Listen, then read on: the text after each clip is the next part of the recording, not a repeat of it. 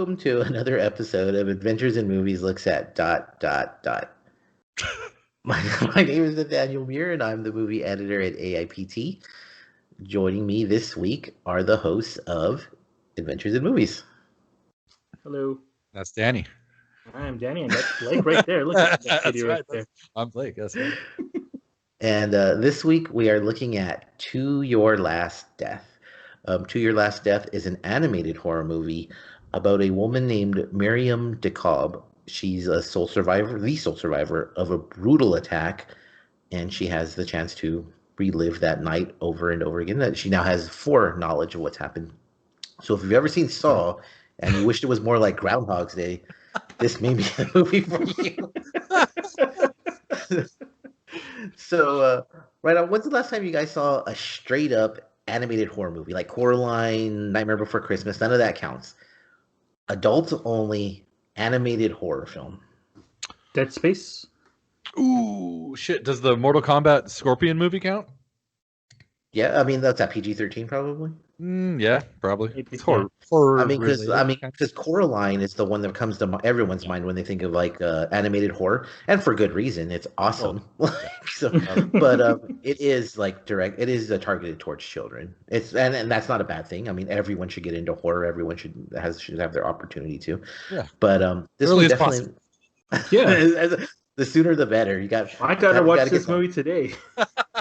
I mean, you got to get your kid on a Cannibal Holocaust immediately. Cannibal Ferox. Yeah, let's get him on. That's the next one. Yeah, you got to get that out of her. Once she's past that, the rest of life is a cake.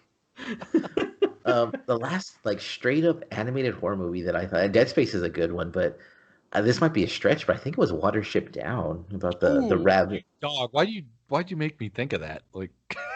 I was thinking animated horror, so I think Coraline, like everyone, Nightmare Before Christmas, Monster House, like I'm thinking of stuff like that. Which they're all, I think of them because they're good. But and then heavy metal, I don't know what the hell heavy metal is, but I don't consider it horror. Charlie Brown, Great Pumpkin, or whatever. Yeah, these are all classics. But like, so then I thought Perfect Blue, like that's animated horror, a Vampire Hunter. Yeah. Vampire Hunter D. You have to go to like animated, really like get into. You have to go to literally another part of the world. I mean, Watership Down is British, so I mean, there's really nothing here. But you know what I thought of? Telltale games. Like yeah. Well, the look also. The look, yeah, basically. Well, let's get right into it. So, what did you guys think of the animation? Danny, go ahead. You're the artist. I knew this was gonna happen. I knew this was gonna happen. Tell us. Okay, so we were talking about this off camera, off mic, and the first thought that you guys said was Archer, and this was a lot like that. But like Archer is a lot more fluid. I do feel like it is better animated than what this film was. On top of that, there was a lot of things that I feel like this movie needed that I don't think it didn't really have, and it's really shitty that I'm trying to think of like an animated show that is like made in weeks, and I'm pretty sure the animators took them a while to do all this, but I do feel like it needed some shadowing and some better lighting on this whole like movie itself. But I'm really nitpicking in certain parts. I do think a lot of it was just stiff. And I don't know if that makes sense for something that's as animated as this was. Some segments just didn't really work well, and some face turns felt really. It wasn't all there for you. Kind of janky. It was very, very janky. But then again, you mentioned heavy metal, and that's. Well, you bring up you use the terms fluid and stiff. Like fluidity is like something that's noticeably lacking in some parts of this movie. That being said, I liked the animation. I thought it went well with the type of story that it was telling. I was more caught up in what was going on than the actual animation itself. I mean, it's a violent cartoon basically, so of course you're gonna notice that it's animated, but it didn't really bother me that it wasn't as fluid as it. I mean, I did notice it. There are literally like still shots, and that you notice it, but it never really ruined it for me. Yeah, I think I fall right in between you guys. Where at some point when I was watching it, I kind of quit thinking about how it was kind of herky jerky in a way. But it reminded me of Assy McGee. You know, Assy McGee was kind of like this. Like, if you don't know what it is, it was a show on Adult Swim, and regardless of the subject matter, it kind of had this like cheap feel to it, which I think added to Assy McGee. I don't think the cheap feel added to this necessarily. While it didn't detract a whole bunch, it didn't add to it. I don't know. To me, So Yeah, I agree with that. I don't think it hurt it. It didn't help it, but it also didn't hurt it. right? right. So what did like huge cast in this? Very very big name cast. So what did you guys think of the voice acting? Man, It was I really loved good. it. It was really, Yeah. really good. It was really well voiced, like well acted out. It was really, really good. Like there's nothing negative about that at all. Yeah, no, Miriam, the main character, Danny Lennon, she did a great job. Bill Moseley's in this, Ray Wise. I Yeah, mean, and who I just didn't realize because I was like, man, whoever's doing that's doing a really great Bill Shatner impression. No, it was Bill Shatner's. It Bill was Shatner is one of the voices in this thing. Yeah, so yeah, no, I thought the voice acting was one of the high marks for this thing. yeah, Yeah, if not the high mark. Yeah, I really really good stuff. And sometimes you see a cast and you're like, okay, those are some big names, and I know those names, but there's no way it's gonna work. But it's excellent acting in here. Everyone from William Shatner, who you kind of expected, to Danny Lennon, who you don't know what you're gonna get out of. But she did a really good job of evoking. I mean, the main emotion is fear and anger, yeah. but she gets those across very well. So, I thought she did a very good job. But I think the whole cast did a good job. So the story in by nature it might get a little bit repetitive, but was there ever did you ever get tired of what was going on in the story? Yes, yeah. So I feel with me, I didn't really care for the first half of the movie. Like the first half was just like whatever. I don't really That's when it was original though. you know like I think yeah. Yeah, I mean, I just didn't really care for it. It didn't really grasp my attention, and maybe, and as I mentioned, I did have my daughter with me throughout this whole thing. So she, not that she Great was point. like trying to like distract me from it, because she was like actually like looking at this animation happen. Maybe it was colorful at sometimes. I don't know, but it did grab her attention. But I think it was like towards the second half, where we're just like, okay, we're both watching it. We're both like entwined with all this.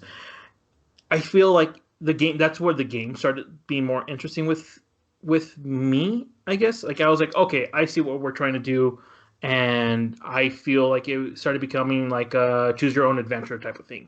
And I Hmm. really liked that part. Yeah, no, it was an interesting setup, I guess. But about 40 minutes into it, I was like, okay, like we should move on with this whole setup. I felt like the setup took too long. And I guess that's a pacing issue, but um, I guess I understand what they were trying to accomplish with that, but I just felt it like kind of drug out just a little bit there at the beginning. I agree with you. Like, it's a really cool premise. Really good. I Okay. think they could have explained the game master. Was that her name? The name of the game? Yeah, that didn't make a whole lot of sense. Yeah. They could have gone a little bit more into that, and that I think would have taken away from some of the repetition. It never got boring to me. No. It never. No. It was kind of like, okay, let's move on to the next thing. Let's move on to like. There was that, but based on the nature of the story, like that was bound to happen no matter how well it was done. It was just a matter of how much it would affect the story. Right. And for the most part, I didn't ruin it for me. I thought it was very well done. What did you all think of the characters? They were there. You know, like when you're getting into like a book or anything like that, you get a very blank canvas, and it's trying to be, and the characters get built throughout the story itself. I feel like Miriam was being built as we went through the story, and then everybody else, like the father and the rest of her family Siblings. Yeah. siblings were kind of like added on to this whole thing. I feel like the people that might have had a more interesting take or interesting tale were I guess the game master and everybody else that was trying to watch this game. They Yeah. had, even though they had like no screen time whatsoever, I felt they were probably the more interesting characters of this film. Yeah, I actually completely agree. The the fodder that you get for the rest of the movie are kind of like benign, kind of cookie cutter, like long haired brother, pretty sister, oh, buttoned up brother. Yeah, it's just like it's a little bit too mundane for me. But yeah, it's kind of how I feel. It was very much a horror movie in that it very much followed tropes. Like Yeah. they developed the main character fairly well. Well, not fairly, they did a good job of Yeah. it. The games master, I think there was so much lore that they could have explored Oh, there, and they Yeah. did not even really huge touch lore on. opportunity. Just It was again, tremendous lore opportunity. Yeah. I was very surprised by that actually, by how they didn't really go into it. And I'd agree with Danny that the father is probably the second most well developed, but it's really not that much. Yeah. Yeah. But he's probably the next one. But yeah, and then from there it just becomes more and more like cookie cutter. Like okay, here's Surface level. Yeah. very much so. Like it's the kind of thing like in horror movie you can easily identify. That's the pretty one. That's the hot. That's the jock. That's the smart. That's the rich one. That's the drug addict. It's really really quick and to the point. So that I was a little disappointed by. That being said, we're talking about lore. It does kind of leave itself open to where there could be more stories in this universe. Mhm. We won't get too much into spoilers. However, we're kind of gonna surface level, kind of like the characters. We'll kind of talk about what's going on here. But would you watch more movies in this universe? Yeah. Yeah. Yeah. Yeah. I would. I thought the whole like council of assholes or whatever you want to call it. That was a kind of a cool pulpy fantasy comic book kind of setup that it reminded me a lot of Hack Slash. I don't know if you guys are familiar with Yeah, the that. anime. Yeah, Tim Seeley. And it's well, it's based in horror, lots of horror tropes. And I kind of feel like this was kind of playing in that like I want to be like this kind of Hellraiser-y council Yes. but Bill and Ted kind of half Bill and Ted, half Hellraiser. Right. But that's cool. That's a great playground. And so I think I mean if you gave me another one of these, kind of like I mean you said it at the beginning, kind of set up like Saw. So I mean there's how many Saws? 7 of them? 8, 9, 10? I don't know. Yeah. I mean give me another one of these. I'll take it. Yeah. I think that for all the faults that it has, like I think the best thing you can say about it is they set up an interesting enough foundation to where there can be more done there. Yeah. So yeah, I would definitely look for another story in there. So at the beginning we were kind of joking around. Why do you guys think there is so little animated adult horror? I think the market is not there. It's funny to say that because Adult Swim is half animated, half live action shows, and I feel when it gets there, it's not really. We're not there yet. I mean, obviously, like anime has a huge horror like library in their collections. Right. You mentioned like 3 top ones already, but I feel like the dark fantasy in these movies, like animated films, is not there, and there's no appeal. I think a lot of people still think of like cartoons for being kids or nerds or this just very specific group of people. But there's a lot of horror graphic novels and there's a lot of horror shit out there, and I don't think the general audience knows about this, and I think that's why people are afraid to take this into like mainstream. Like this is a huge task for somebody. It's weird because horror like can go so easily in so many mediums. Like you mentioned comic books, video games, television shows. But for whatever reason, I mean, it switches easier than other mediums. You don't hear about romantic comedy video games. No. So, like, it surprises me that there's not more adult animated horror. But then I wonder, aside from Metalheads in 1985, is there really a market for it also? Slayer. No, I mean it is. I think it's well. I mean, as I'm sitting here thinking, listening to you guys talk, I'm like, I think it's an underserved medium. Yeah. I mean, I would digest way more of this stuff if it was available, but like you said, it's kind of not. One of the things as we were talking during the other podcast, I was like, there was that Dante's Inferno cartoon. Remember that thing? That Oh was a yeah. video game. And you know what? I watched that, and it was incredibly dark and incredibly graphic, very much like this. And I guess is that off-putting to people? It's not to me, but I'm a horror junkie. Yeah, and So the thing I think it is, and going with again like the animated horror stuff or like the animated adult stuff, I guess that like my dad had made me watch and stuff like that. Like it's not easy to watch sometimes, no, no. and I think that's why like the general audience is off putted by so much. I And, don't know. It's weird to me. Like I understand. I do agree with you. I do. But even when people doodle, it tends to be something like horrifically grotesque, like someone being decapitated by a tennis racket. Like, and someone will just be doodling that on a napkin. So it it's seems like there would be. I mean, but that we think about it all the time. yeah, but Are you guys fans of the Castlevania series on Netflix? yes, What I've seen, yeah, I think is really cool. So that's incredibly graphic and highly violent. And I think but this also that's short, very short. well, good point, Danny. So yeah, I mean, you're getting 20 minutes at this at a time if you want. You Right. can burn through it. But yeah, this was an hour and a half That of ultimately might be it that because might be it. even yeah, because this I enjoyed, but like heavy metal, like I've never been a fan of it at all. That being said, like Perfect Blue is one of the best movies I've ever seen. But so I guess I don't know. It's weird to me that horror can go in so many directions, but it's never gone. But that then again, there's so many animated horror movies that are family friendly. It's ridiculous. Mhm. It's crazy. There's a lot of good ones, great ones. It's really crazy. Yeah.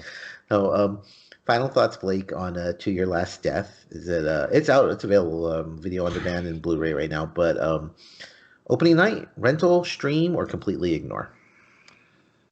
I'm gonna go ahead and I'm gonna say rental. Fuck it. You know what? Spooky season.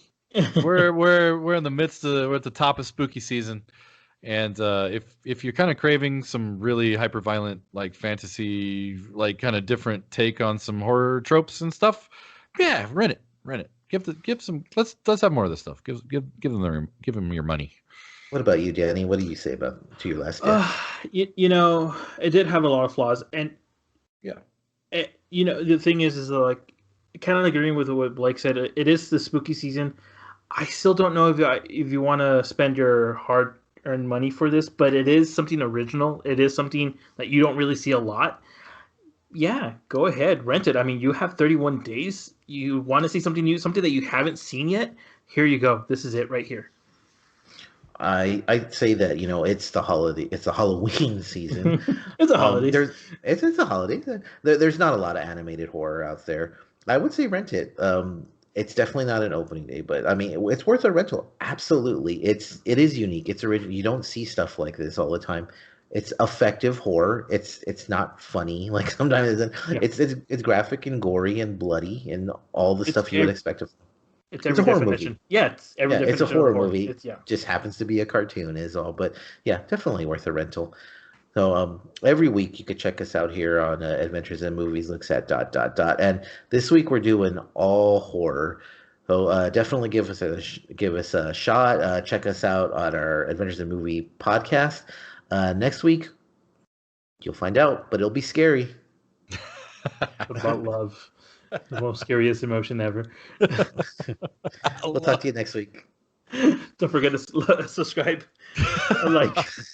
Adios, spooky people.